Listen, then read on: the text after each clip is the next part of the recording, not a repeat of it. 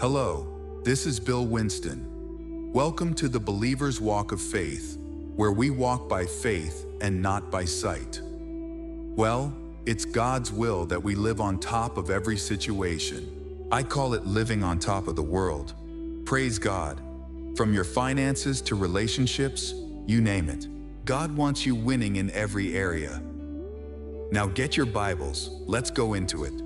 This teaching is entitled, Living on Top of the World. If you're going to go forward with God, He's going to take you to some places where faith is no longer an option. Faith is mandatory. Say amen to that. So it's time to possess this land. The enemies had hold of it long enough. It belongs to you and it's time to take it. The violent take it how? By force. Turn to Isaiah 51, please. Isaiah 51. Hearken to me, ye that follow after righteousness. Ye that seek the Lord, look unto the rock whence you are hewed, and to the hole of the pit which you are digged. Look unto Abraham, your father, and unto Sarah, that bury you. For I called him alone, and blessed him, and increased him. For the Lord shall comfort Zion. He will comfort all her waste places, and he will make her wilderness like Eden, and her desert like the garden of the Lord. Joy and gladness shall be found therein, and thanksgiving, and the voice of melody. Down in verse 16, and I have put my words in your mouth, and I have covered you in the shadow of my hand, that I may plant the heavens, and lay the foundation of the earth, and say unto Zion, Thou art my people. The thing that God said about us, basically, you and I, is that He said, Look unto the rock of which you are hewed, verse 1, and to the hole of the pit which you are digged. Look unto Abraham, your father. So I call this a chip off the old block, that God has given us examples here of what He is expecting in our lives, and in verse 2, He mentions the fact, I call him alone. And you know when He called Abraham? That's interesting.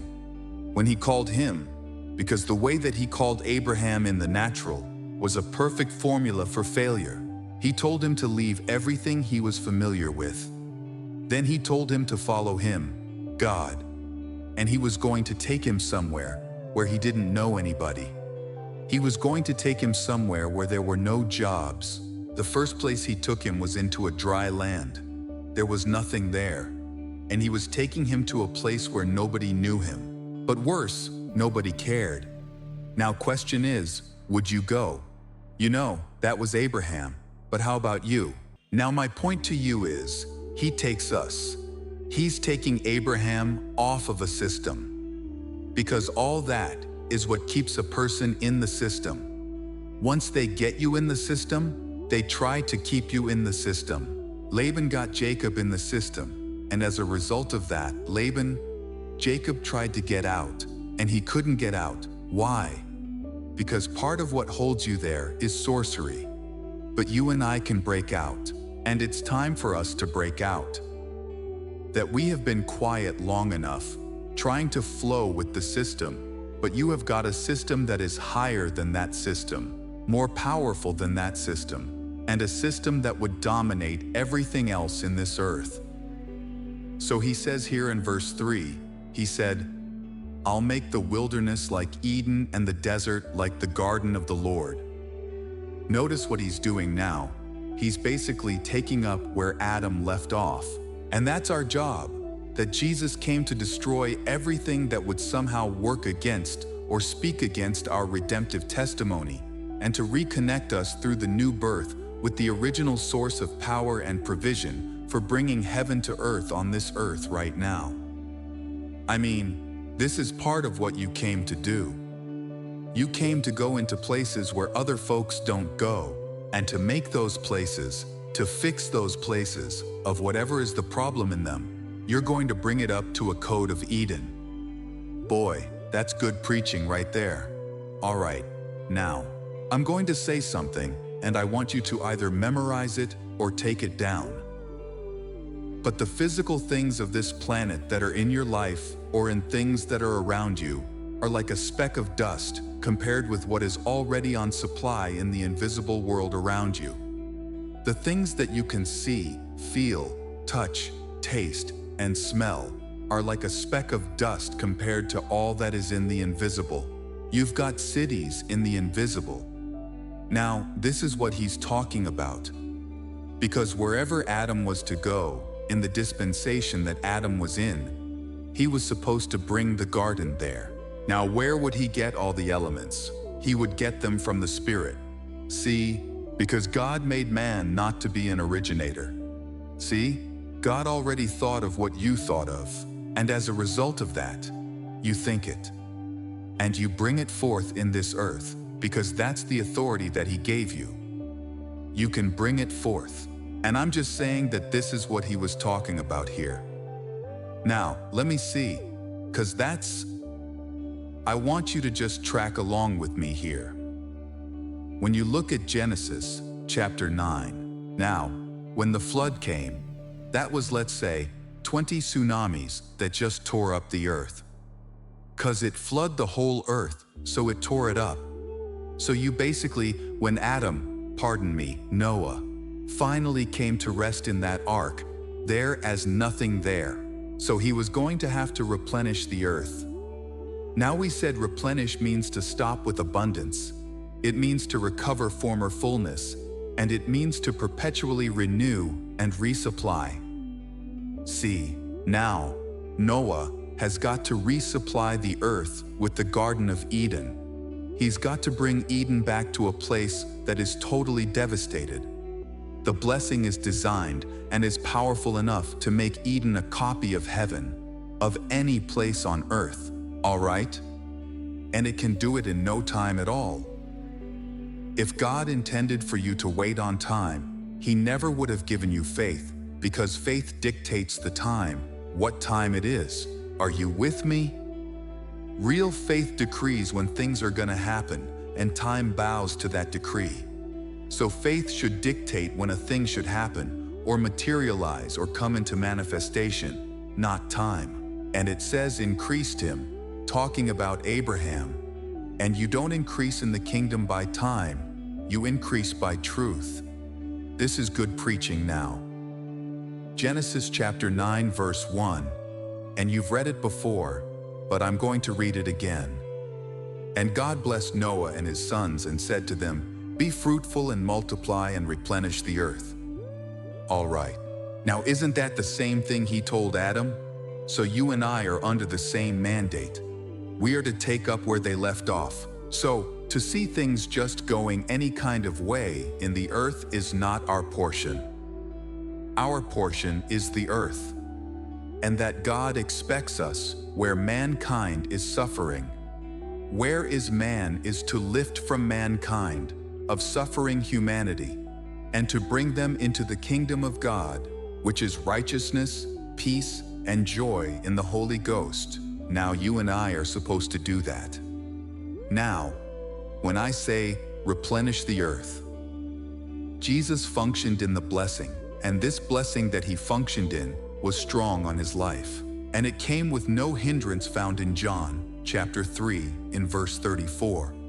And the reason why it says that is because it says, "For he whom God has sent speaks the words of God, for God giveth not the Spirit by measure to him." See? He had a full flow of the blessing, and that blessing was supplying, watch this, arms and legs for the maimed. Just stay with me, because he said what he did, you can do too. This piece here, you and I, we need to get on board here, because if he's saying that and we're this far down, somebody been playing church. We gotta come on up to the standard of the true believer. Now, nothing was there when Noah was called to do this. Here's the blessing now. It goes on to Abraham. I don't know all of what Noah did, but let me start with Abraham. Now that the blessing comes on Abraham, he tells Abraham kind of the same thing, that he wants Abraham. In Genesis chapter 12 and verse 2, God's leading Abraham some places, and he said, "I'm going to bless you. I will make of thee a great nation. I will bless you." I'm going to make your name great, and you will be a blessing. I will bless those that bless you, curse those that curse you, and in thee shall all families of the earth be blessed. And then Abraham departed. All right, the blessing is the power of God, the empowerment for success, and it's that scriptural name that God gave for the power that created all matter. And He put that blessing on you and in you. Now, that blessing has to function through you. And we said that you're going to prosper as your soul prospers. We gotta make sure that your mind has been renewed so that the blessing can do its job. Look what he says in Romans chapter 8 and verse 11. Now this is you, blessing you. For if the spirit of him that raised up Jesus from the dead dwells you, he that raised up Christ from the dead shall what? Also what? Quicken your mortal body by a spirit that dwelleth in you. Let's take that into Amplified and just see what it says. He said this, for if the spirit of him that raised up Jesus from you dwells in you, then he who raised up Christ from the dead will also restore, what? Life? To what? Your mortal, short-lived, perishable bodies through his spirit who dwells in you. Your body is designed to repair itself. I don't care what's missing, because if anything's missing, you already have another copy of that in the invisible, awaiting to be used. And God can place it in you supernaturally by faith. Is this too much? So when we have a miracle service, we are expecting not only somebody gets healed of a headache, but we're expecting what caused the headache. Come on now. If it was high blood pressure caused by blood vessels that had been clogged up, we're expecting new vessels. Say amen. We're expecting a renewing of the heart muscles. We're expecting, this is new stuff. We're not putting used parts in you. Got it? I'm saying that God plans for you to live this earth growing old gracefully. He planned for you to live long and strong and to finish the work that He has called you to do with no pain. So, we haven't done this. I'm saying that the church had been going to the same scientific source as the world has. We've been going through the same, and there's nothing wrong with that. That's fine. No faith? That's where you go. But He says something in the book, is any among you sick? Let him call for the elders. Let him anoint him with oil. Now, He didn't say, if you're just sick of a headache. I'm talking if a person's on dialysis and needs another kidney, just call for the elders of the church. Let him anoint them with oil. Come on now. You follow what I'm saying. And the prayer of faith will save the sick, and the Lord will raise them up, and if there's been any sins, you'll be forgiven. I'm talking about replenishing your body. I know y'all are looking at me, but we can grow hair with a blessing. Come on, y'all going to get it now. Whatever's out of line with what you need in your life, God can supply it with the blessing. The blessing is designed to replenish the earth. Look at Romans chapter 4 and verse 17. As it is written, I have made thee a father of many nations before whom He believed, even God, who quickeneth the dead, and calleth those things that be not as though they were. There's that word quicken again. And now He's going to give life to the dead. So this blessing is so powerful, until it can give life to the dead. Lord have mercy. It is so powerful, the part of your bodies that's dead can come to life again. Are you here? And I'm talking about a marriage that's dead can be brought back to life again. In Abraham's life, you know that he couldn't have kids, so you can kind of deduce what was dead. But he couldn't have kids, all right? So now, look what happened. God gets a hold of him. Are you with me? Look at the next verse here. God gets a hold of him, who against hope, believed in hope. So I cannot go to the scientific community of the world and try to get them to agree with this. This is nonsense to them. I'm not going there for them to tell me how I'm made.